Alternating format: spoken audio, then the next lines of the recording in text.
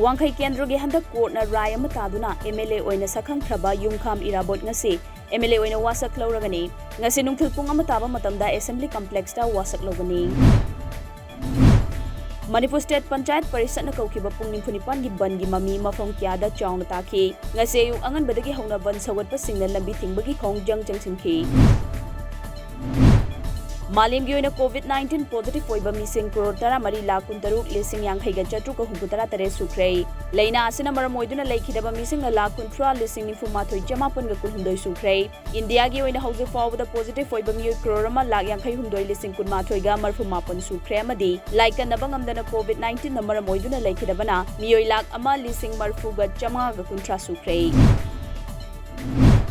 Thobal District Magistrate na thamkiba curfew thugaiba mioi ahum Thobal Police na fagat krai fagalaba mioi ahum adudi MD Rasid chahi angkhainithoi apopa laikhidraba MD Johor Ali Lilong Hainong Makhong Sajida Begum chahi nimfu mapuroba MD Khomai Lilong Hainong Makhong amadi MD Imam chahi kuntaret apopa MD Ibo Chani makhoigi mathakta police na case ama lokhat krai.